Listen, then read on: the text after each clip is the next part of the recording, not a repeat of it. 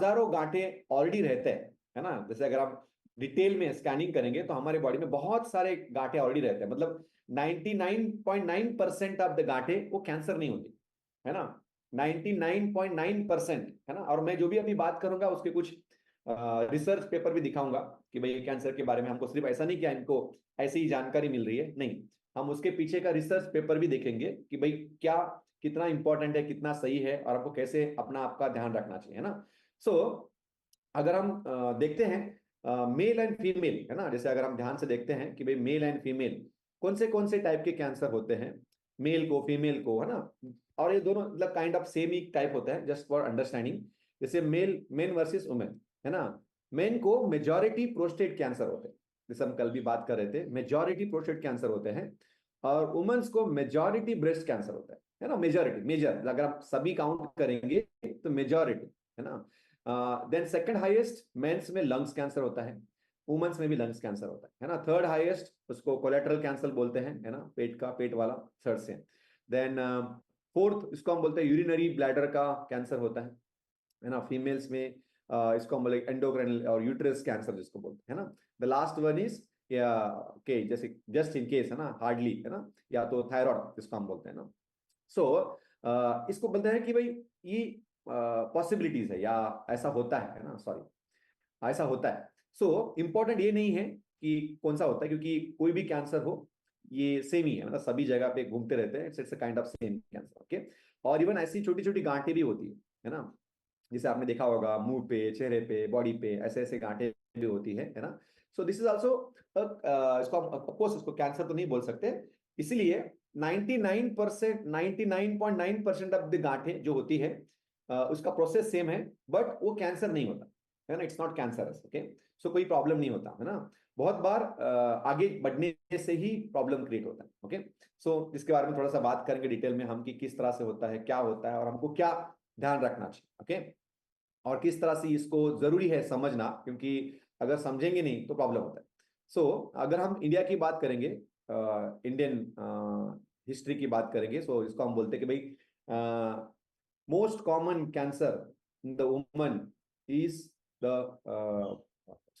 Most common cancer woman in the world, जैसे death इसको हम बोल सकते हैं, क्योंकि हार्ट अटैक वुमेन्स को नहीं आता। So heart attack is very rare in the womens, है ना, वुमेन्स को बहुत सारा। तो सेकंड उसमें most common cancer in the woman in the world, second leading cause of cancer death in the woman, है ना, एक में से 8। सो उसको हम ब्रेस्ट कैंसर भी बोलते हैं। In India 60% of the breast cancer are detected at advance stage, और one in 3,000 pregnant lactating women are getting breast cancer, okay. So majority the women has breast cancer, okay. So आज हम कोई सा independently बात नहीं करने वाले कि ये कैंसर है, ये कैंसर के बारे में हम बात करेंगे ओवरऑल कैंसर के बारे में, है ना, ओवरऑल कैंसर के बारे में, क्यों होता है, क्या होता है, कौन से ट्रीटमेंट होते हैं, या कैसे हमको इंपॉर्टेंट है समझना इसको, है ना, एंड क्या कर सकते हैं। तो सबसे पहले थोड़ा कैंसर को हम डिटेल में जानते हैं, है ना। जैसे आप बोलते हैं स्टेज 1, स्टेज 2, स्टेज 3, है ना, ये ऐसे स्टेज, अलग अलग स्टेज के कैंसर होते हैं, ये क्या है, ओके। और कुछ प्रूफ्स भी हम बात करेंगे, है ना, प्रूफ्स के साथ बात करेंगे। जैसे हम ऐसा समझते हैं this is what is cancer, है ना। जैसे कि बाय द वे, अगर मैं आपको उससे पहले समझाऊं सिंपल, है ना, जैसे हमारे बॉडी में सबसे सबसे इंपॉर्टेंट क्या है, तो बॉडी का सेल, है ना, जिसको हम बोलते हैं हमारे बॉडी के सेल। हमारे बॉडी में 100 ट्रिलियन सेल है ना। मतलब एक के सामने आप ऐसा 14 जीरो लगाओ, है ना, 14 बार जीरो लगाओ, तो जितना आता है उतने उतने सेल है हमारे बॉडी में। और सेल के अंदर, है ना, एक फैक्ट्री होता है, इसको हम एनर्जी फैक्ट्री, इसको एनर्जी फैक्ट्री बोलते हैं, इसको एक सेल इज एनर्जी क्रिएशन इसको बोलते हैं। ये सेल जो है ये सारे नियम मानता है, ये हमारे शरीर के सारे नियम मानता है ना। इसका एक प्रोसेस है कि ये इतना दिन जिंदा रहेगा और उसके बाद मर जाएगा, है ना, इसका एक प्रोसेस है। और ये मरने से पहले, है ना, 2 सेल बनाएगा फिर मर जाएगा, ऐसा, फिर ये 2 सेल और 4 सेल बनाएंगे फिर मर जाए, ऐसे हमारे बॉडी के सेल रोज मरते रहते हैं, है ना। इसलिए हम कल भी बात कर रहे थे कि भाई हम हाथ धोते हैं तो हमारे बहुत सारे सेल निकलते हैं, है ना। ये सेल गलती से, है ना, कहीं तो मेंटेनेंस हो रहा है, कुछ मेंटेनेंस हो रहा है, और ये सेल 2 सेल तो बना रहे लेकिन मर नहीं रहे, है ना, मर नहीं रहे हैं, और ये ऐसा ही रह रहे, है ना। और इनको फिर ज्यादा शुगर की, क्योंकि हमारा सेल जो है वो शुगर ही खाता है, है ना। तो अगर ये मर रहे हैं तो इनफ अमाउंट ऑफ जितना जरूरी उतना ही शुगर मिल रहा है। अगर ये नहीं मर रहे तो ज्यादा शुगर खा रहे हैं, और ज्यादा शुगर खाने वाले सेल्स को कैंसर सेल बोलते हैं। मतलब ये बहुत शुगर खाता है ऐसा करके। और बाय द वे, इसीलिए कैंसर चेकअप जब करते हैं तो एक ऐसा मैं आपको आगे बताऊंगा, उसको आई थिंक पेट स्कैनिंग बोलते हैं। तो वो लोग क्या करते हैं, शुगर और रेडिएशन दोनों मिला के, मतलब रेडिएटिंग मटेरियल है ना, और शुगर को मिला के बॉडी में भेजते हैं। और जो सेल, जो एरिया ज्यादा शुगर खा रहा है वहां पे ज्यादा रेडिएशन दिखता है, उसको पेट स्कैनिंग बोलते हैं। तो ज्यादा शुगर खाने वाले सेल्स को कैंसर सेल बोलते हैं, है ना। ये बहुत ज्यादा शुगर खा रहा है। बाकी सेल क्या खाते हैं, सब लोग शुगर ही खाते हैं, है ना। So everybody eat sugar, but ये मर नहीं रहा है और ज्यादा शुगर खा रहा है ना। इट शुड डाई, ये उसको मरना चाहिए, इसका टाइम आया तो मरना चाहिए। मर नहीं रहा है, ज्यादा शुगर खा रहा है, इसको हम बोलते हैं कि भाई कैंसर ग्रोथ हो रहा है ना, लाइक कैंसर सेल आ रहा है करके, है ना। So it's all about cell level, इसको हम बोलते हैं सेल्यूलर लेवल बीमारी, है ना। ये कोई ऐसा गांठ इधर हो गया, बट ये गांठ क्या है, ये सेल्स का एक्यूमुलेशन है ना। सेल्स इकट्ठा हो गए तो गांठ हो जाती है, सेम, है ना। इसलिए सेल्स को समझना जरूरी है। तो अगर हम ध्यान से देखते हैं, ये आपको जानकारी होना चाहिए कि भाई नॉर्मली हम कैसे समझते हैं या हमको कैसे समझाते हैं कैंसर क्या है, जिसको हम बोलते हैं कि भाई कभी डॉक्टर के पास गए या किसी को हुआ है, तो नॉर्मली सोसाइटी में क्या नॉलेज है कि कैंसर कैसे होता है ना, इसके बारे में। तो ये देखो, फोटो मत लेना, खाली समझ लेना, है ना। कि भाई एक होता है नॉर्मल सेल, जैसे मैंने बताया है नॉर्मल सेल होता है। और उसके बाद हो जाता है टिपिकल सेल, टिपिकल मतलब हीलिंग सेल बन जाता है ना, वो मेंटेनेंस वाले काम करने वाले हीलिंग सेल बन जाता है। उसके बाद उसको हम बोलते हैं कार्सिनोजेनिक सेल, मतलब इसको थोड़ा सा ये कार्सिनोमा सिचुएशन आती है, मतलब ये मरता नहीं है ना, ऐसे रहता है। देन उसके बाद उसको कैंसर सेल में कन्वर्ट होता है, ये कैंसर सेल में कन्वर्ट होता है, उसको स्टेज 1 कैंसर होता है, इसको डिटेक्ट करना बहुत मुश्किल है। उसके बाद ये आगे बढ़ के स्टेज 2 होता है, बाद में स्टेज 3 होता है, मतलब ये फैलता है 2-3 जगह पे, है ना। 2 जगह पे आया तो स्टेज 2 है, 3 जगह पे आया तो स्टेज 3 है, ऐसा बोलते हैं। एंड देन इसके बाद ही वो डिटेक्ट होता है, डिटेक्टेबल, है ना। मतलब इसको हम ढूंढ सकते हैं, इंसान इसको ढूंढ सकता है, इतना होने के बाद ढूंढ सकता है। इसलिए most of the cancer last stage में ही फाइंड आउट होते हैं, सेकंड या थर्ड स्टेज में, है ना, डिटेक्टेबल, है ना। एंड देन डेथ होती है। सो ये इस अगर ये इतना हो गया है तो इसके बाद कोई ऑप्शन नहीं है, डेथ ही है ना, जैसे अभी आपने स्टोरी सुना। सो इट्स प्रोसेस, ऐसा बोलते हैं। बट ये सच्चाई नहीं है ना। द रियलिटी जो हमको समझाया गया है या हम जो समझते हैं वो ऐसा है, बट ये नहीं है ना। जो भी जनरल पब्लिश हुए हैं या जो भी कैंसर के ऊपर रिसर्च करते हैं, उन्होंने बताया कि हर बॉडी में कैंसर सेल होता है, everybody has a normal cell. और उसके बाद कुछ भी कन्वर्शन हो गया, कुछ प्रॉब्लम हो गया और कैंसर सेल बने, है ना, तो कैंसर स्टेज 1 होता है और वापस वो नॉर्मल सेल बनते हैं। कैंसर सेल बनते हैं वापस वो नॉर्मल सेल बनते हैं, कैंसर सेल बनते हैं वापस नॉर्मल सेल बनते हैं। बहुत रियर सिचुएशन में ये होता है ना, प्रोग्रेसिव ग्रोथ होता है हार्ड हार्ड सिचुएशन में। सो एक्चुअली देखा जाए तो कैंसर बनता भी है सबके बॉडी में और कम भी होता है, बनता भी है कम भी होता है, बनता भी है कम भी होता है। और ये प्रोसेस चलती रहती है, बिकॉज इसको हम हीलिंग बोलते हैं। कैंसर इज हीलिंग, और ये हमेशा बॉडी में चलता रहता है ना। So it's not a problem, it's a process, है ना, हमारे बॉडी का सर्वाइवल प्रोसेस है ना, जिसको हम कैंसर बोलते हैं ना। सो ये कोई ये नहीं है कि भाई ये ऐसा होगा तो ऐसा होगा, ऐसा होगा तो ऐसा होगा, नहीं, है ना। जैसे अगर मैं पूछूं आप में से किसी को कि आप में से कितने लोगों को कैंसर नहीं है ना, so almost everybody raise hand, because नहीं है शायद, है ना। बट अगर मैं सही आंसर दूं, so even I also can't raise, है ना, everybody has a cancer. मेरे बॉडी में कैंसर है, आपके सबके बॉडी में कैंसर है, जो बच्चे पैदा होते हैं उनके बॉडी में कैंसर है। सो हम सब लोग कैंसर सेल के साथ ही बॉर्न होते हैं, हीलिंग सेल के साथ ही बॉर्न होते हैं। वी कांट अवॉइड दैट, हम उसको अवॉइड नहीं कर सकते, और वो जरूरी है ऐसा करके, है ना। सो अगर आपको चेक करना है ना, अभी अभी तो नॉर्मल है कैंसर सेल, कैंसर नहीं है मेरे को, है ना। अगर चेक करना है, अगर मेरा थायराइड, अभी मेरा एज 40+ है, अगर किसी ने मेरे थायराइड का बायोप्सी किया जस्ट इन केस, है ना, तो 100% कैंसर होगा। इट्स लाइक कैंसर, ऐसा मतलब ये थायराइड का जो जो कॉम्बिनेशन है, इसको अगर हम चेक करेंगे बायोप्सी में तो ये 100% कैंसर है। अगर मेरा एज 40+ है, जैसे मेरा एज 40+ है, सो अगर प्रोस्टेट, मेरा prostate, I am sure prostate का अगर हमने चेक किया, है ना, सो मोर देन 40%, है ना, लोगों को कैंसर डिटेक्ट, मोर पॉइंट 70%, है ना, 70% लोगों को कैंसर डिटेक्ट होगा, इन द सेंस कैंसर वहां पे आएगा, लाइक दैट, है ना। बिकॉज वो कैंसर सेल है, और वो कभी भी हमको प्रॉब्लम नहीं करते, and they are there for certain work, है ना, उसका कुछ काम होता है, ऐसा है ना। अगर वुमेन्स का ब्रेस्ट चेक किया जाए, है ना, so 40% of the womens are detected with cancer even they are normal, है ना, अगर वो नॉर्मल, बिकॉज देर उनके सेल उधर रहते ही है ना, ऐसा जैसे यहाँ पे 100% कैंसर रहता है, प्रोस्टेट में 100% कैंसर रहता है, वैसे वुमेन्स में भी रहते ही है। देखो मैं आपको ऐसे ही नहीं बताऊंगा, इसको हम नॉर्मल भाषा में मतलब नॉन नॉन मतलब कोई भी उसका हार्म नहीं है, ऐसा बोलते हैं। वो वाला कैंसर बोलते हैं ना इसको। देखो मैं आपको दिखाता हूँ। हम्म ये कुछ रिसर्च पेपर्स है ना, आई एम श्योर आप में से कुछ किसी कोई जानता है तो इसको चेक कर सकता है।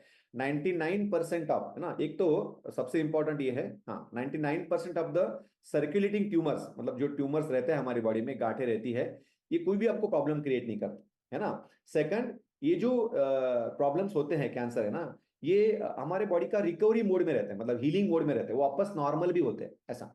100% ऑफ द थायराइड, अगर मेरे किसी ने थायराइड का, किसी का भी थायराइड का चेक किया और उसको बायोप्सी करवाया तो ये कैंसर पाया जाता है ना। 40% ऑफ द ब्रेस्ट स्पेसिमन, मतलब किसी ने ब्रेस्ट का बायोप्सी करवाया, आपको बताऊंगा, मेमोग्राम करवाते हो, बायोप्सी नहीं करवाते, मेमोग्राम करवाते हैं, अगर वो करवाया तो 40% ऑफ द वुमेन्स को कैंसर डिटेक्ट होता है ना। इसका मतलब ये नहीं कि उनको कैंसर है, उनको कुछ प्रॉब्लम नहीं है ना, अगर वो ग्रोथ होता है तो, है ना। 70% ऑफ द प्रोस्टेट, है ना, अगर हम चेक करेंगे तो डिटेक्ट होता है कैंसर आफ्टर 40, है ना। सो हम आगे जाएंगे और कैसे कैंसर चेक करते हैं इसके बारे में बात करेंगे।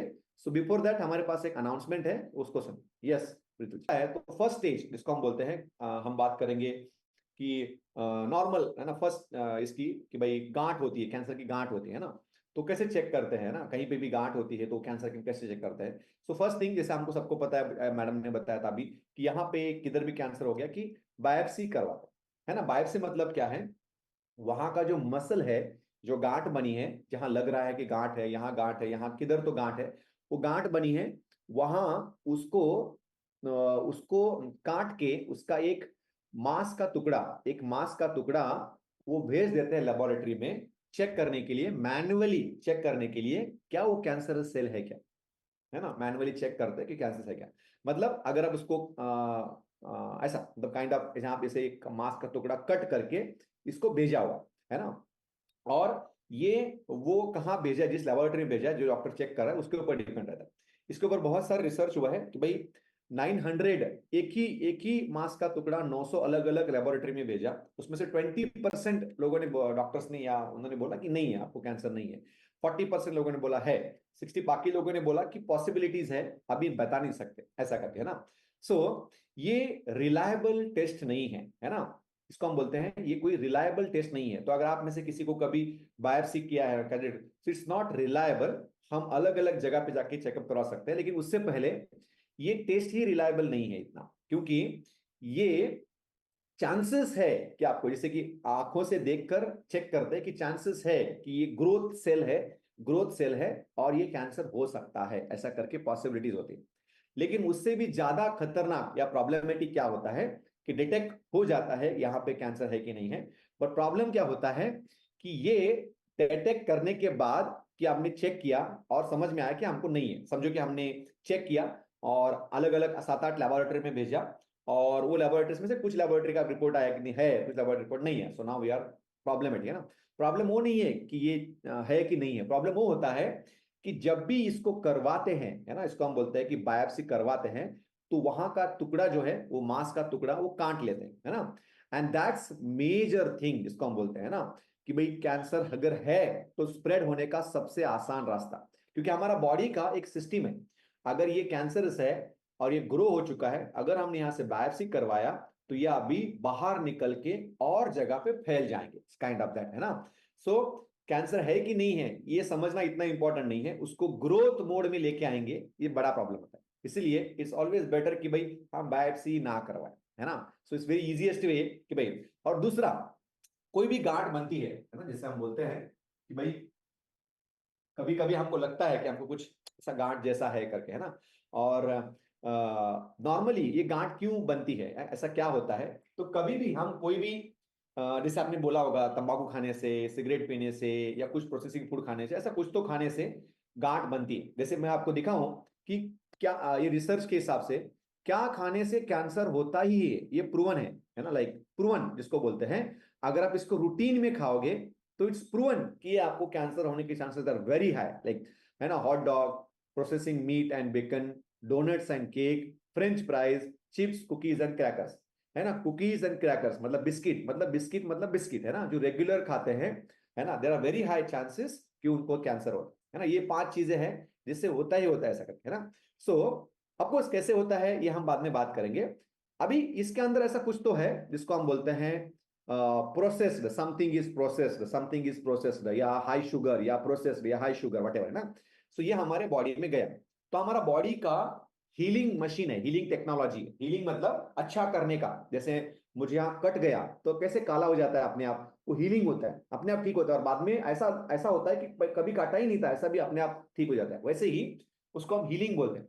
तो हमारे बॉडी में हीलिंग प्रोसेस है। समझो कि मैंने कुछ डोनट्स खाया, फ्रेंच फ्राइज खाया, एक बार खाने से नहीं, रूटीन में खाने से, बोलते ना कि एक सिगरेट पीने से किसी को कुछ नहीं होता, लेकिन रोज पियो तो एक दिन जरूर होता है। इट्स सेम काइंड ऑफ, है ना। वो नॉट ओनली सिगरेट, ऐसे बहुत सारी चीजें जिससे हमको कैंसर होने से बढ़ जाते हैं, वेरी हाई चांसेस। सो अगर आप समझते हैं कि हमने सिगरेट पिया, इमेजिन करो, क्योंकि सबको पता है भाई सिगरेट पीने से होता है करके, सिगरेट पिया तो कुछ जहर, कुछ टॉक्सिन्स हमारे बॉडी में आए, तो हमारा बॉडी का टेक्नोलॉजी है कि कोई भी जहर को बॉडी जो है ना वो एक इकट्ठा करके रखता है, इकट्ठा करके रखता है, और उसके उसके आजू बाजू में एक लेयर बनाता है सेल्स का, एक लेयर बनाता है और उसको प्रोटेक्ट करता है, मतलब गांठ बना के रखता है।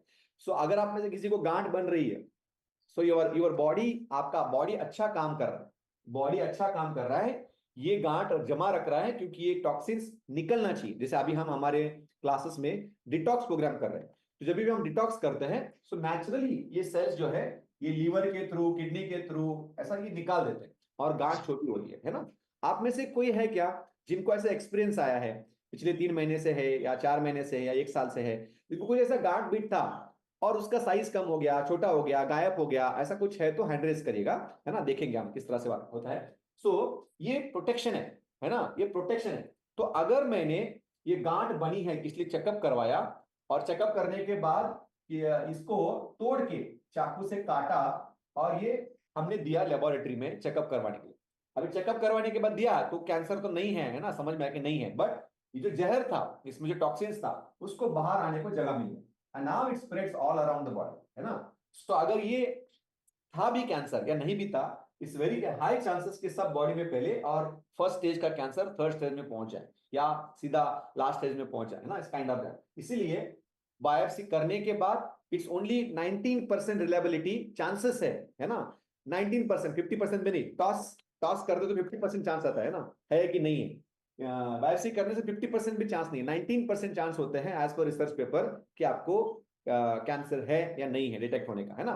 और होने के बाद there are very high chances, मतलब 100% चांसेस, 100% चांसेस कि ये स्प्रेड हो जाए, है ना। So it's biopsy is not at all reliable. Okay, so यहाँ पे देखते हैं, है ना, कोई गांठ होती है तो ये करने से अच्छा है कि आप डिटॉक्स प्रोग्राम फॉलो करो, and maybe there are very high chances कि भाई आपकी गांठ अपने आप गायब हो जाए, है ना। सो रीटा जी आप बताइए, आपको क्या एक्सपीरियंस है। सर, मेरे हस्बैंड के हाथ में, पीठ में ऐसे बहुत सारी गांठें हैं। तो जब भी मैंने यहाँ पे किसी का एक्सपीरियंस सुना कि हमको गांठ थी और वो निकल गई या मेल्ट हो गई, तो मैंने हस्बैंड का चेक करना शुरू किया। तो पहले वो अपना सोपारी के जैसे कड़क कड़क रहती थी, और हम्म अभी नरम होके होके वो फ्लैट होने लगी है, अभी बहुत ही फ्लैट हो गई है। Right, okay. सो हाँ। फर्स्ट ऑफ ऑल, पहला हमारा भरोसा ये है कि 99.9% ऑफ द गांठ जो कैंसर नहीं होती, इसलिए हमको किसी को भी बायोप्सी करवाने की जरूरत नहीं। सेकंड, अगर है गांठ है तो भी उसको अगर हम डिटॉक्स करते हैं या नॉर्मल रूटीन में खाना, सही खाना खाते हैं, तो बॉडी खुद ही उसको निकाल देता है, उसको नॉर्मल कर देता है ना। जैसे भारती जी आपको कुछ एक्सपीरियंस है। जी सर, मेरे को आज मैं मतलब वो किसी को बताती नहीं हूँ, पर लेफ्ट साइड के ब्रेस्ट में वो गांठ जैसा हो गया था। और हम्म मेरे को बहुत दर्द करता था, जैसे मेरा खुद का ऐसे हाथ टच हो जाए ना तो मेरे को हम्म दर्द होता था। और हम्म मैंने खाली मेरे हस्बैंड को बताया था और किसी को नहीं बताया था। पर हम्म आज मेरे को ये कुछ भी नहीं है और एकदम नॉर्मल हो सर। राइट, है ना। सो फर्स्ट ऑफ ऑल हमको किसी को भी डरने की जरूरत नहीं होती, है ना, कोई भी गार्ड हो, हम सबसे पहले बोलते हैं ना कि मैं एक आपको ये दिखाता हूँ कि एक एज पर रिसर्च हम डरते हैं या डर जाते हैं किसी चीज से, तो बहुत ज्यादा हाई चांसेस है कि हमको जो नहीं है वो भी हो जाए। नॉट ओनली कैंसर, कुछ और ही बीमारी हमको हो जाती है ना। सो इसके सर रिसर्च मेरे हस्बैंड तो बोलते थे कि चल वो दिखाते हैं डॉक्टर को, पर मैं नहीं जाती थी। मेरे को हम्म डर लगता था कि अगर कुछ भी बोले तो मेरे को मतलब। हाँ, बोलना ही ज्यादा डेंजरस रहता है ना, करना ज्यादा, बोलना ही डेंजरस रहता है ना। तो सो थैंक यू इसलिए कि बहुत ध्यान कम्युनिटी रखना। में नहीं गई। आज मेरे को कुछ भी नहीं है, एकदम नॉर्मल हो गया सब। राइट, है ना, वेरी गुड। सो दमयंती जी, आप बताइए, आप कब से कम्युनिटी में? सर मेरा अभी 4 महीने हो जाएंगे। जब मैं कम्युनिटी में आई ना, उसके पहले मेरे लेफ्ट हाथ में यहाँ पे इतनी बड़ी गांठ थी, और डॉक्टर ने बोला था कि वो रसोड़ी है, वो रसोड़ी होती है ना यहाँ पे, तो मैं हाँ वॉच हाँ थी ना, तो उस पर नहीं पहन सकती थी, मुझे यहाँ पे साइड में वॉच पहनना पड़ता था। और हाँ। क्या है ना कि मैं हैंडीकैप हूँ, तो मुझे वो सपोर्ट से चलना पड़ता था ना, तो वो मेरा यही हाथ वहां सपोर्ट पे जाता है ना, तो मुझे यहाँ पे इतना दर्द रहता है ना, वो ठंडी में तो बहुत दर्द करता है। तो हम्म मुझे इतना दर्द हुआ था ना कि मैंने ऑपरेशन का अपॉइंटमेंट भी ले लिया था कि मुझे ये निकालनी ही है अभी तो, क्योंकि यहाँ हाँ पे बहुत इतना बड़ा दिखता था, और बहुत ज्यादा दर्द रहता था। कभी तो इतना दर्द होता था ना कि मुझे फीवर भी आ जाता था। और हम्म। कभी कभी तो ये दर्द की वजह से कभी रोना भी आ जाता है कि बहुत दर्द होता है, कुछ काम भी नहीं होता, क्योंकि यही हाथ मेरा सपोर्ट पे रहता है, वो मेरा सपोर्ट है ना घोड़ी पे। हम्म। तो बहुत दर्द रहता था। पता नहीं आज मेरा 4 महीने हो जाएंगे, यहाँ पे कुछ भी नहीं दिखता है, सब प्लेन हो गया है, बहुत अच्छा दिखता है, यहाँ पे कोई हाँ, दर्द कुछ भी नहीं है हाथ में। Right right right. देखिए, वो ये नहीं बता रहे कि मेरा कैंसर कम हो गया है ना, तो ध्यान दीजिए, ऐसा ना सोचो, आप गलत मत सोचिए कि भाई कैंसर कम हो गया ना। बहुत प्रकार की गांठें होती है, और गांठें होने का मेन रीजन है आपका बॉडी हीलिंग करता रहता है, प्रोटेक्ट करता रहता है, ये प्रोटेक्शन है, बॉडी का हीलिंग सिस्टम है। तो इसको गलत मत समझिए। पहले तो थैंक यू कि मुझे गांठ हुआ, क्योंकि गांठ नहीं होता तो वो टॉक्सिन सब जगह पे फैल जाता। सो गांठ होना कोई बुरी बात नहीं है, गांठ होने से हमारा बॉडी हमको प्रोटेक्ट करता है। गांठ चर्बी को हो, गांठ जैसे वो बता रहे उसकी हो, किसी चीज की भी हो, इट्स अ प्रोटेक्शन, है ना, it's a protection, it's not a problem. Second thing, उसको निकालने के लिए हमारा बॉडी का अगर हम सही इस्तेमाल करते हैं तो बॉडी खुद ही निकाल देता है, not a problem. So automatically उसकी वो टॉक्सिस निकल गए तो गांठ भी अपने आप गलने लगती है, या कम होती है, या पतली होने लगती है, गायब हो जाती है ना, स्टैंड अप है ना, इसलिए हमको कुछ डरने की जरूरत नहीं होती। इसलिए गांठ को कैंसर से जोड़ना ये सबसे बड़ा डेंजरस थॉट है जो हमारे मन में रहता है या हम सोचते रहते हैं। इसलिए हमको 99.9% ऑफ द कोई भी मूविंग कोई है हमारे बॉडी में है तो कभी भी कैंसर नहीं है ना। Okay, thank you Damayanti. Okay, I hope आपके बाकी लोगों को भी ऐसा कुछ एक्सपीरियंस आया होगा, और किसी को ऐसा बहुत बड़ा गांठ छोटा हो गया ऐसा कुछ है शेयर करना ही है। स्मिता, आप कुछ बोल रहे हैं? या मेरे को लियोमा शैफो का कैंसर है। नहीं नहीं, अभी आपको कुछ गांठ था कम हो गया उसके बारे में बात करें, वो ऐसा कुछ हुआ है मैं क्या वही आपको? मैं वही बोल रही हूँ, 2016 से मेरे को गांठ दिखी यूट्रस में। हम्म तो इस वक्त यूट्रस तो निकाल दिया था, लेकिन ओवरी में गांठ थी। हम्म तो बाहर से टेस्ट करवाया, कुछ नहीं आया। फिर ऑपरेशन किया, तभी वो गांठ सभी जगह फैल गई थी, वो कैंसर की थी। और 2 दफा बायोप्सी करवाई। फिर अच्छा, अभी 5 बार तो मैंने पेट स्कैन करवाया। हाँ राइट, अभी बात करेंगे हम पैट स्कैन के बारे में। करते वक्त क्यों ना, तो कई गांठ आती है, कई छोटी हो जाती है, कई बड़ी हो जाती है, कई छोटी हो जाती है, ऐसा कुछ हाँ, आता जाता है। राइट राइट, हम बात करेंगे, थोड़ी देर में बात करेंगे, रुकिए। और कौन बात करेगा? भावना, हाँ, आपको क्या प्रॉब्लम था? वो मैं मुझे खाली मुझे इतना ही पूछना है, आपको कोई ऐसा गांठ जैसा था, है ना, जो निकल गया है ना, बिना कुछ किए, बिना बायोप्सी किया, कुछ नहीं करवाया, निकल गया ऐसे ही, अच्छा खाना पीना अच्छा खा के निकल गया ऐसे? मुझे छाती में गांठ था, मैंने एक बार मेमोग्राफी भी कराई थी, तो हम्म बोला था कि चर्बी की गांठ है। मैं जब भी कम्युनिटी में आई तब से मेरी गांठ भी निकल गई और दर्द भी कम बंद हो गायब हो गया। गया है ना, वेरी गुड, ओके। और किसी ने बोला यहाँ पे तन्वी, आप किसी ने लिखा है तन्वी करके, तन्वी कौन है? इसका हैंड रेस तो नहीं है यहाँ पे। Okay, dinner done. सो अभी हम बात करेंगे थोड़ा सा कि भाई जो चेकअप किया, जो जो नाम आया अभी हमारे सामने, वो क्या है और वो कितने रिलायबल है, और उसके आगे क्या होता है। जैसे हमने पहली बात तो ये समझा कि हमको बायोप्सी करवाते हैं, मतलब वो जगह काट के उसको चेक करते हैं, है ना, उसको बायोप्सी बोलते हैं, मैनुअल चेकअप बोलते हैं उसको। सेकंड जिसको हम बोलते हैं कि भाई जैसे अगर ऐसी कोई जगह है जिसमें मेमोग्राम, जैसा अभी किसी ने बोला कि मेमोग्राम करवाया, मेमोग्राम करवाया मतलब कि भाई नॉर्मली चेस्ट कैंसर, फीमेल के जो चेस्ट कैंसर होता है वो करवाते हैं। मैं आपको पिक्चर दिखाता हूँ, आपको थोड़ा सा अंदाज आएगा कि मैं क्या बात कर रहा हूँ। मेमोग्राम है ना, जैसे ऐसे मेमोग्राम करवाते हैं, यहाँ 20 kg का ऑलमोस्ट ये 20 kg रहता है, इसको प्रेस करते हैं। तो ये जो ये प्रेस होता है, प्रेस होने से उसका वो रिपोर्ट आता है कि भाई यहाँ पे अगर कोई हार्ड चीज है, जैसे लेट्स से गांठ है या कैंसर की गांठ है, तो वो समझ में आए, उसका फोटो लेते हैं ना, काइंड ऑफ दैट है ना, उसको मेमोग्राम भी बोलते हैं। एंड ये जो मेमोग्राम होता है ये भी वन काइंड ऑफ बायोप्सी है। जैसे कि अगर आप वेरी सिंपल समझाऊं तो मेमोग्राम भी नहीं करवाना चाहिए। अगर इवन आपको लगता भी है, फील भी होता है कि हाँ है और गांठ है, तो मेमोग्राम की तरफ नहीं जाना चाहिए। बिकॉज मेमोग्राम क्या करता है, प्रेस करता है। जैसे कि लेट्स से आपके पास घर में 2 ऑरेंज है, जैसे हम डिटॉक्स प्रोग्राम कर रहे हैं तो हमारे घर में ऑरेंज है, 2 ऑरेंज है, तो एक काम करो, आप में से कोई भी एक ऑरेंज को ऐसा प्रेस कर दो जितना होता है जोर से हाथ से, और उसको हाथ से छोड़ के रख दो, मतलब उसमें मतलब ऐसा प्रेस करो और रख दो, और एक को ऐसे ही रख दो। अगले दिन देखो जो प्रेस किया हुआ है वो और ज्यादा कमजोर हो जाएगा, है ना, मतलब जैसे खराब हो गया ऐसा हो जाएगा। और जिसको आपने प्रेस नहीं किया वैसा रहेगा। आपने शायद देखा होगा जब हम मैंगो लेते हैं या कुछ भी फ्रूट लेते हैं ना, तो वो दुकानदार भी बोलता है दबा के मत देखना, क्योंकि दबाया तो तुम लोगे नहीं, क्योंकि दबाने से वो वही छोड़ दोगे, और दूसरा लोगे तो दबाया हुआ कल तक खराब हो जाएगा।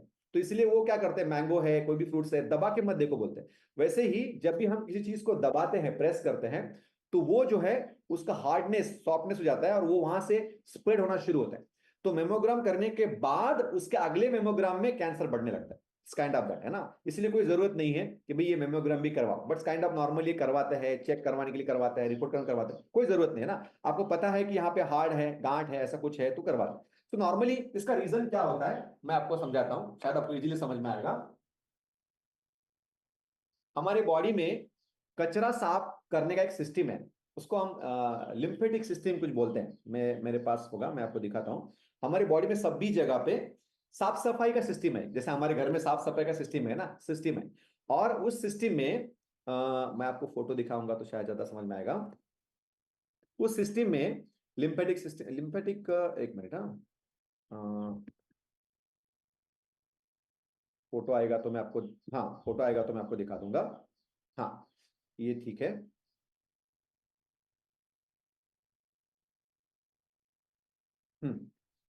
यहाँ पे देखिए आपको समझ में आएगा, है ना। हमारा बॉडी का एक बहुत अच्छा सिस्टम है, इसको हम बोलते हैं लिम्फेटिक सिस्टम, लिम्फ है ना, लिम्फ बोलते हैं, मतलब साफ सफाई, क्लीनिंग सिस्टम है, सब जगह पे फैला हुआ है ये क्लीनिंग सिस्टम। और आप देखो यहाँ पे, अगर आप ध्यान से देखते हो तो ये छोटे छोटे नोड रहते हैं। देखो ये छोटे छोटे नोड्स रहते हैं। नोड्स मतलब कचरे का डब्बा, ऐसा ये कचरे का डब्बा है। फीमेल्स में मेजॉरिटी नोड्स है ना वो चेस्ट के आसपास ही रहते हैं, आपको मेल में भी रहते हैं, वो फीमेल में भी रहते हैं।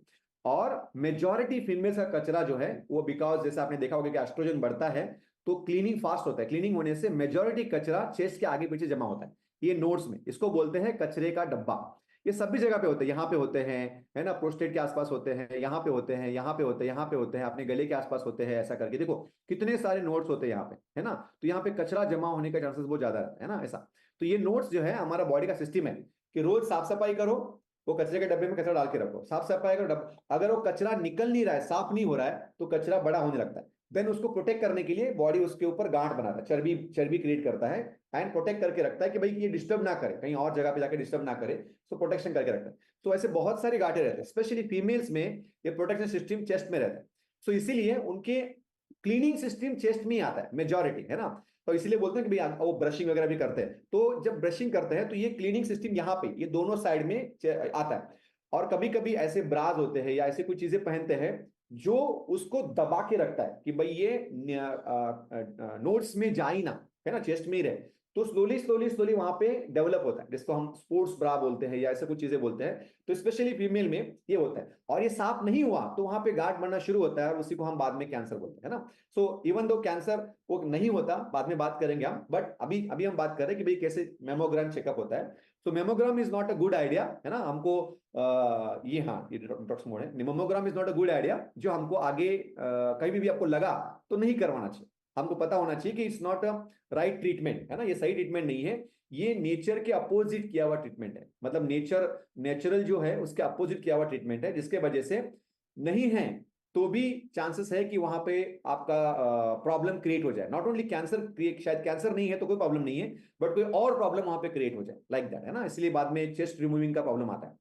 तीसरा, हमने अभी जैसे किसी ने बताया कि ये सॉरी पेट स्कैन करवाते हैं, है ना। जैसे अभी चेस्ट में है तो वो मेमोग्राम करवाते हैं, गांठ बन गई है तो बायोप्सी करवाते हैं, और तीसरा होता है कहीं लंग्स के अंदर है तो वो तो मुश्किल है, तो उसके लिए वो नॉर्मली पेट स्कैन बोलते हैं उसको, पीईटी, पेट स्कैन करवाते हैं। अब ये पेट स्कैन क्या होता है, जैसे हमारे ये जो सेल्स हैं वो ज्यादा शुगर खाने वाले हैं तो उसको कैंसर सेल बोलते हैं, है ना, आपने सुना।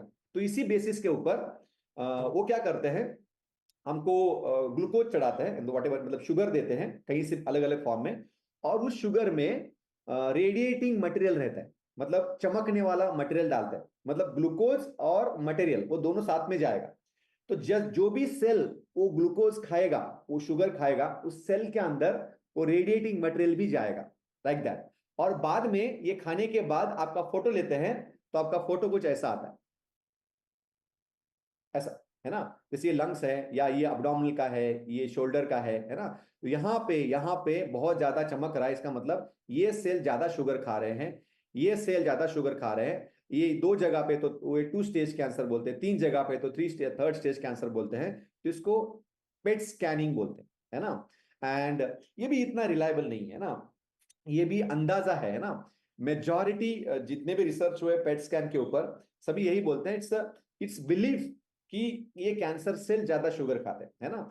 सो कभी कभी हमारे नॉर्मल सेल भी ज्यादा शुगर खा लेते हैं और हमारा लीवर ही शुगर बनाता है। सो कभी कभी हमको अननोइंगली जान नहीं है वहां पे भी वो आता है। So it's not a good idea to assume कि ये सही है ऐसा करके, है ना। सो अगर आप कहीं भी चेकअप करवाते भी है, सो आपको पता होगा कि भाई इट्स ओके टू चेकअप, है ना, बट ये जरूरी नहीं कि उसको मान लो कि ये सही है ऐसा करके, है ना। सो आप खुद ही कैसे आइडेंटिफाई कर सकते हैं कि मुझे कैंसर जैसा कुछ हुआ है ना, मे बी समथिंग डेंजरस हुआ है, कैंसर नहीं बट समथिंग कुछ ऐसा कैंसर जैसा हुआ है, ऐसा हम खुद ही घर में आइडेंटिफाई कर सकते हैं।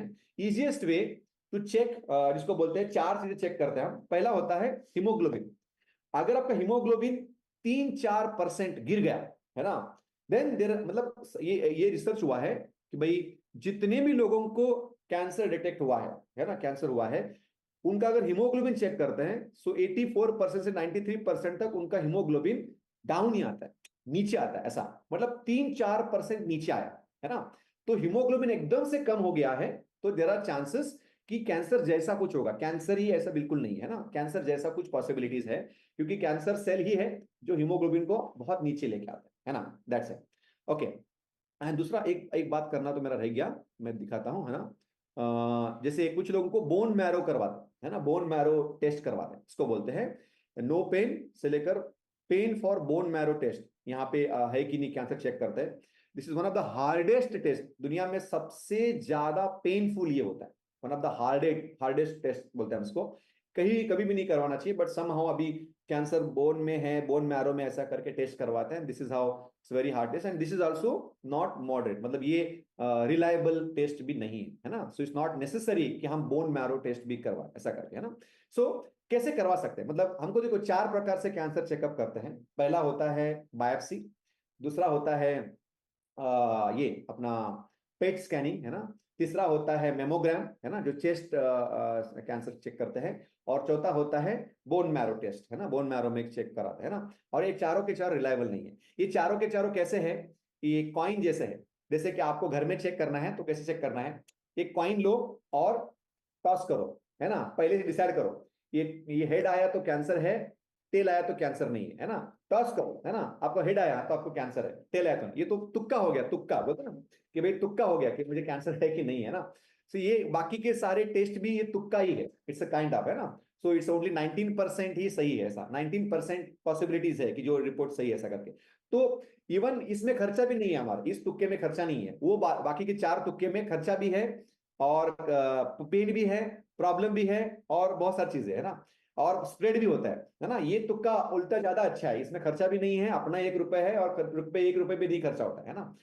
सेकंड, तुक्का नहीं लगाना है ना, ऐसे तुक्के नहीं लगाने जो 5 प्रकार के तुक्के होते हैं। पहला तुक्का होता है बायोप्सी, दूसरा तुक्का होता है अपना पेट स्कैनिंग का तुक्का होता है मेमोग्राम, चौथा तुक्का होता है बोन मैरो, और पांचवा तुक्का होता है हेड और टेल। ये सेम तुक्के है, इसमें से कोई फर्क नहीं है। तो हम कैसे आइडेंटिफाई कर सकते हैं या डिसाइड कर सकते हैं कि हाँ मुझे कोई ट्रीटमेंट के लिए जाना है कि नहीं जाना है?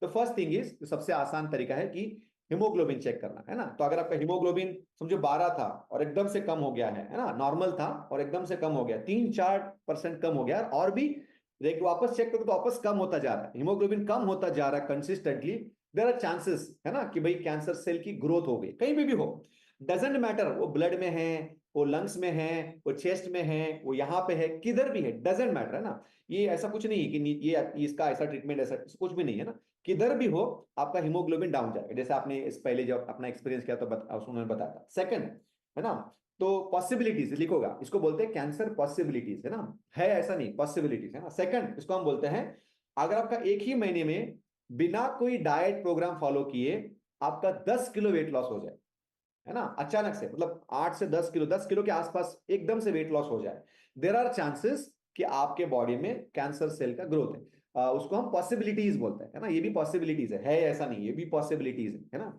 सेकंड, उसके बाद उसको बोलते हैं बहुत वीकनेस है बॉडी में, कोई चेकअप नहीं करवाया, कोई रेडिएशन नहीं है, कोई कीमो नहीं, कुछ नहीं है, ऐसे ही मतलब बहुत वीकनेस आया है, एक्सट्रीम वीकनेस, नॉर्मल वीकनेस सबको आता है, हर बुखार में आता है, एक्सट्रीम वीकनेस आया है, तो चांसेस, मतलब ये तीनों है, एक ही नहीं है, ये तीनों है। पहला, हीमोग्लोबिन भी कम हो रहा है, वजन भी कम हो रहा है, कम हुआ है एक ही महीने में इतना, ये हीमोग्लोबिन 3-4 कम हो गया, एक ही महीने में वजन 10 किलो के आसपास कम हो गया, एक ही महीने में आपको बहुत एक्सट्रीम वीकनेस लग रहा है ना, बहुत ज्यादा वीकनेस लग रहा है, एंड बॉडी में कहीं कहीं पेन है, बॉडी में दर्द है, पेन है, ऐसा करके, है ना, सो मेंटेनेंस काम चल रहा है ऐसा करके, पेन है। सो ये 4 में से कोई भी 3 या कम से कम मतलब 4 होना ही चाहिए, ये चारों चीजें हैं, देयर आर पॉसिबिलिटीज कि कैंसर सेल का ग्रोथ हुआ है, नो मैटर व्हाट, कहां पे हुआ है, डजंट मैटर, है ना। सो कैंसर डिटेक्ट हो गया या आपने खुद ने डिसाइड किया कि भाई ऐसा पॉसिबिलिटीज है, then maybe you can cross check, and उसके बाद क्या कर सकते हैं, है ना, वो डिटेक्ट हुआ तो क्या कर सकते हैं, ये भी पॉसिबिलिटीज है। दूसरा, और कैंसर होने का रीजन क्या है, अभी मैंने बताया कि कैंसर होने के बाद हम घर में कैसे चेक कर सकते हैं, बाकी कोई यही एक रिलायबल टेस्ट है जो हम खुद कर सकते हैं, बाकी किसी के पास कोई रिलायबल चेकअप सिस्टम नहीं है ना। तो और एक रीजन क्या है, पहला रीजन मैंने बताया कि जिसको हम हीलिंग बोलते हैं, हमारा जो हीलिंग मटेरियल है, ये हीलिंग है जो हमको कैंसर, मतलब हर कोई चीज जल्दी जल्दी ठीक होनी चाहिए, अगर जल्दी ठीक नहीं हो रही है, बार बार ठीक करना पड़ रहा है, there are very high chances कि हम उधर जा रहे हैं, तो जल्दी जल्दी ठीक होना चाहिए ना, दैट इज कॉल्ड हीलिंग, है ना। सेकंड टेस्ट है, उसको हम बोलते हैं रीजन, इसको हम रीजन बोलेंगे ना, क्यों हो सकता है कैंसर, क्यों हो सकता है। सेकंड रीजन जिसको हम बोलते हैं, इसको हम बोलते हैं इंसुलिन रेजिस्टेंस, है ना, इंसुलिन रेजिस्टेंस, है ना, स्टार्टिंग फ्रॉम एसिडिटी, है ना, इंसुलिन रेजिस्टेंस है तो शुरुआत होता है एसिडिटी से और जाता है कैंसर तक, है ना।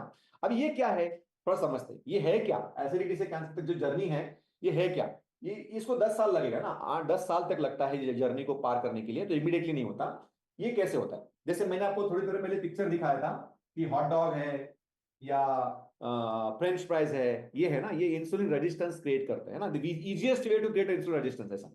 सो ये कैसे करता है ना, कैसे होता है, देखो, जैसे मैंने आप लास्ट, इससे पहले भी कभी आप आए थे क्लास में, तो हम हमेशा यही क्वेश्चन करते हैं कि अगर मुकेश अंबानी के पास इतने सारे पैसे हैं तो मुकेश अंबानी कितनी बार खाना खाता होगा, है ना, बहुत पैसा है, और कितनी बार एक राजा की तरह जो चाहिए वो खाता होगा ना। मुझे जैसे कि मुझे और फ्रेंच फ्राइज बहुत पसंद है, या तो पिज्जा बहुत पसंद है, या तो गुलाब जामुन बहुत पसंद है, जो भी पसंद है वो सब कुछ खा सकते हैं, तभी भी पैसा खत्म नहीं होगा, इतना सारा पैसा है।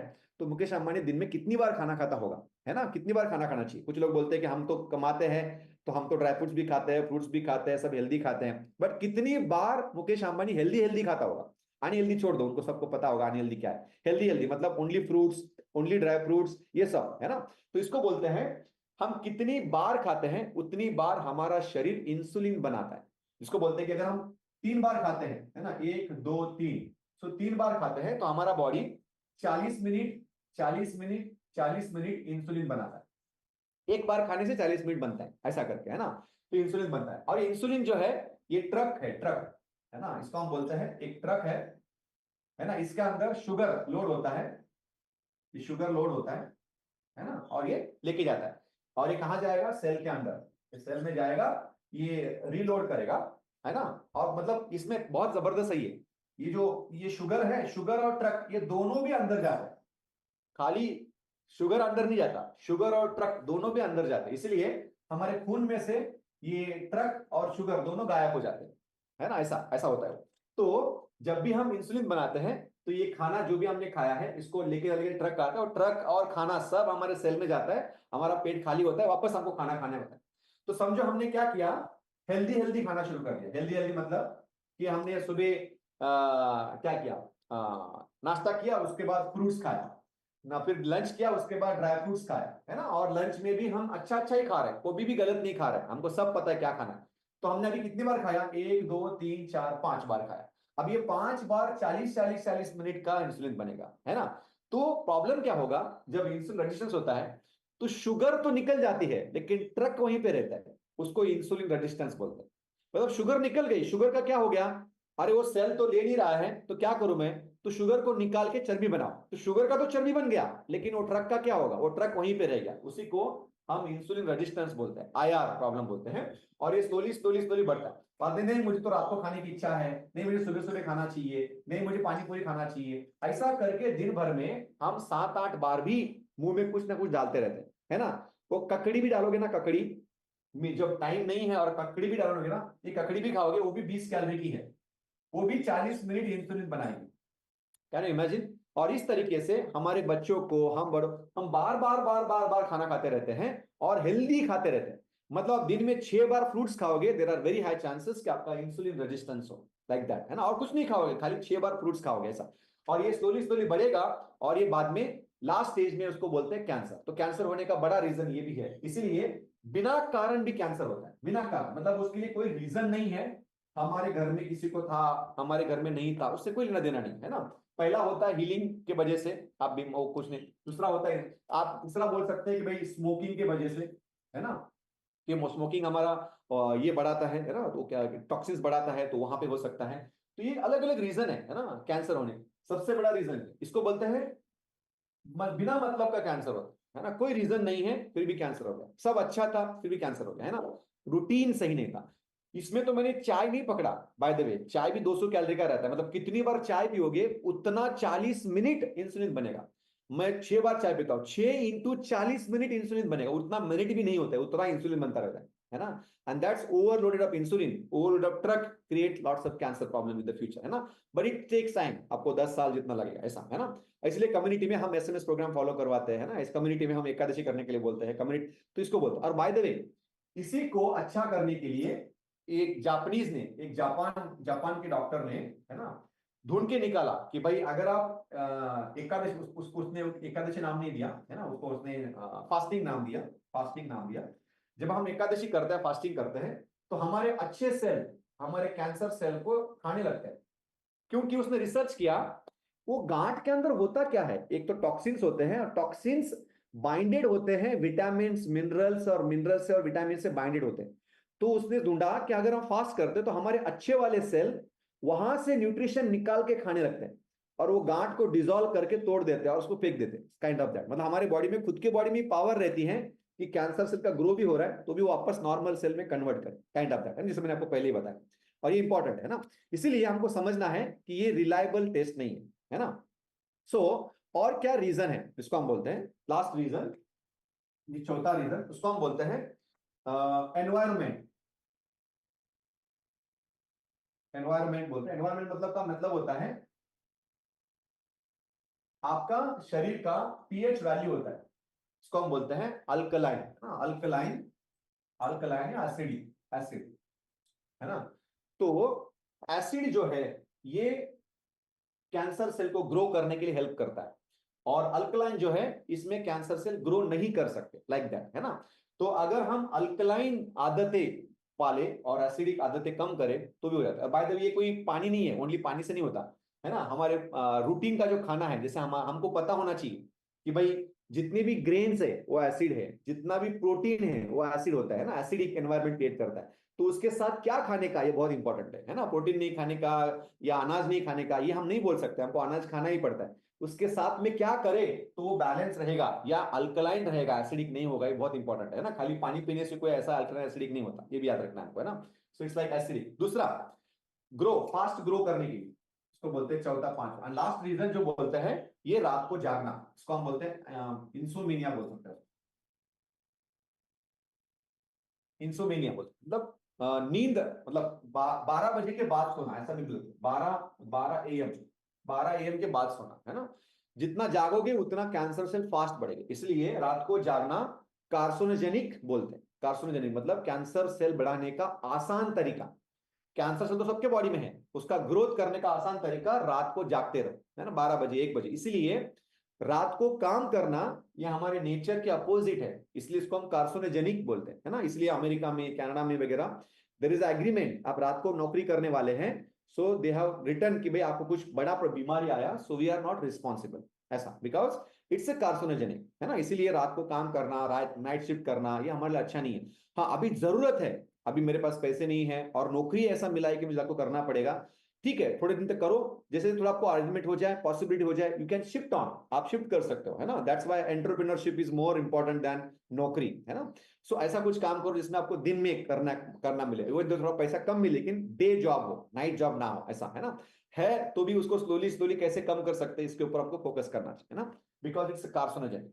तो ये मेन 5 रीजन है, इसको हम बोलते हैं। ये तो हमारा बॉडी का नेचुरल सिस्टम है जिससे हमको कैंसर पॉसिबिलिटीज है। ये तो हमारा गलती है ना, मुंह, है ना, ये मुंह का गलती है, हमारा हाथ और मुंह का गलती है ना। तीसरे मैंने क्या लिखा याद नहीं मुझे, ये पीएच एनवायरमेंट है ना। ये क्या लिखा, किसी याद है क्या, मैं भूल गया।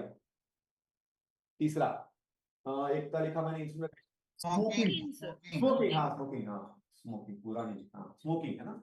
देन ये अपना पीएच बैलेंस करना, एनवायरमेंट अच्छा रखना, है ना, खाना पीना ठीक करना, और उसके बाद इंसोम्निया, रात को जागना, है ना। सो अगर पॉसिबिलिटीज है तो हम क्या ऐसा कर सकते हैं, है ना, जिसको हम बोलते हैं कि भाई क्या पॉसिबिलिटीज है कि भाई हम सही जिए। सबसे पहला आसान तरीका है, उसको हम बोलते हैं हमारा खाना, है ना। जैसे आपने कभी देखा होगा हमारे शरीर में कोई भी चीज ज्यादा ग्रो करती है तो प्रॉब्लम होता है, उसको हम कैंसर बोलते हैं, कम ग्रो करती भी प्रॉब्लम होता है, उसको भी प्रॉब्लम होता है ना। तो हमारा जो नेचुरल खाना है, देखो मैं आपको दिखाता हूं कि क्या इसका आंसर क्या है ना। आंसर मतलब इसका आंसर भी यही है, यही आंसर है।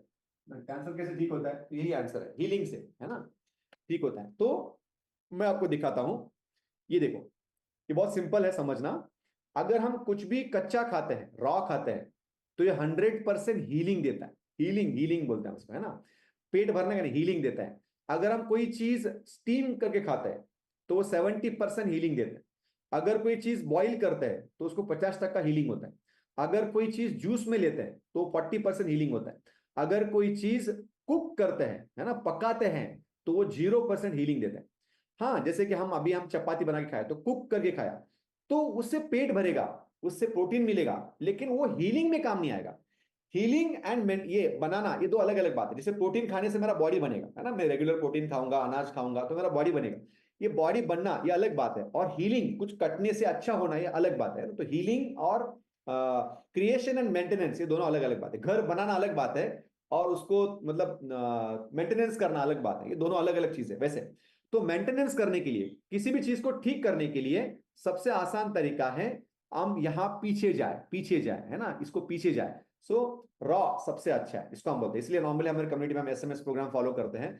सो रॉ चीज सही मात्रा में खाते हैं बिना कुक किए, इसलिए बोलते हैं कि घर में जितना कम आग लगता है उतना घर हेल्दी रहेगा, है ना। किचन में जितना कम आग लगेगा उतना किचन हेल्दी रहेगा, ऐसा, है ना। सो हम नॉर्मली हमारे कम्युनिटी में हम एक ही बार किचन में आग लगाता है ना, तो कम से कम आग लगती है ना, क्योंकि हमको बिना कच्चा खाना, हम तो जंगल में रहने नहीं वाले कि कच्चा ही खाए, हम पका के खाने वाले हैं। बट वो भी खाने वाले और वो भी खाने वाले, सो हमको दोनों पता होना चाहिए कि क्या होता है ना। इसलिए एसएमएस प्रोग्राम हम बहुत अच्छे से फॉलो करते हैं। इसी को हम प्रिवेंशन बोलते हैं, है ना। दूसरा प्रिवेंशन बोलते हैं, देखो दूसरा प्रिवेंशन है, ये आपको याद रखना है, हमारा बॉडी जो है ना वो बहुत इंटेलिजेंट है। इंटेलिजेंट मतलब मैं आपको एग्जांपल दूंगा। आप सभी को मैं एक फोटो दिखाऊंगा और उसको है ना हम एक नाम देंगे। मैं नाम बताऊंगा आपको, आपको है ना, मैं चैट बॉक्स ओपन करूंगा और आपको टाइप करना है इसका नाम क्या है, इसका नाम क्या है। देखो अपना बॉडी कितना इंटेलिजेंट है ना। देखो मैं आपको दिखाता हूं, फोटो दिखाता हूं और उसका नाम मैं आपको बताऊंगा। आपको उसका नाम देना है, नाम जैसे बच्चे, 2 बच्चे मैं दिखाऊंगा आपको, 2 बच्चे दिखाऊंगा, उसका नाम देना है ना, दोनों बच्चों को नाम देना है। एक मैं दिखाता हूं मैं आपको, हाँ ये देखो, ये 2 बच्चे हैं, इन दोनों बच्चों को नाम देना है। नाम मैं बताऊंगा, आपको डिसाइड करना है ना। नाम मैं बताऊंगा, आपको डिसाइड करना है ना। ये पहला वाला है, ये दूसरा वाला है। नाम बताऊंगा। देखो मैं नाम वापस एक बार बताता हूँ, 1 मिनट यहाँ पे देखता हूँ। वापस से। देखो ध्यान से देखो, मैं आपको इसलिए बता रहा हूं क्योंकि हमारा बॉडी कितना इंटेलिजेंट है। देखो आपका मेरा बॉडी कितना इंटेलिजेंट है। इसमें आपको नाम देना है, एक को नाम देना है बूपा, BUPA, बूपा नाम देना है, और एक को नाम देना है किक्की, KIKI, किक्की नाम देना है। अभी नाम दो आप डिसाइड करो किसका नाम बूपा रहेगा, किसका नाम किक्की रहेगा, आप डिसाइड करो, है ना। किसी को पूछो मत, किसी को बोलो मत, है ना। आप डिसाइड करो किसका नाम किक्की रहेगा, किसका नाम बूपा रहेगा, है ना। आपके मन में डिसाइड करो, एंड देन आपके मन की बात मैं पहचान लूंगा, है ना। मैं आपको पहचान लूंगा कि आपने किसको बूपा नाम रखा है और किसको किक्की नाम रखा है ना। मेजॉरिटी ऑफ यू, है ना। मैं आपको ये अभी ये चैट बॉक्स बंद कर दो। हाँ अभी आप, किसी ने ओपन किया है क्या चैट बॉक्स? हाँ छोड़ दो, चैट बॉक्स बंद कर दो अगर आपने ओपन किया है तो। देखो मैं बताऊंगा कि मेरा मेरा मन का इंटेलिजेंस क्या बोलता है, वैसे शायद आपके मन का भी इंटेलिजेंस रहेगा। आप में से बहुत सारे लोगों ने, मेजॉरिटी लोगों ने बूपा इसको बोला है, और आप में से बहुत सारे लोगों ने, मेजॉरिटी लोगों ने किक्की इसको बोला है। इसको किक्की बोला है, इसको बूपा बोला है ना। क्या बोलते हैं आप, ऐसा ही बोला था कि अलग बोला था, है ना। बूपा पहले वाले को बोला था, किक्की दूसरे वाले को बोला था। क्या लगता है आपने भी ऐसा ही बोला था मेरे जैसा? मेजॉरिटी आप, है ना, कि हमारा बॉडी जो है वो बहुत इंटेलिजेंट है। वो मतलब अज्यूम कर लेता है, अपना बॉडी का इंटेलिजेंस लेवल इतना हाई है कि हम सब लोग एक जैसा ही सोचने लगते हैं। अपना बॉडी का इंटेलिजेंस लेवल इतना हाई है।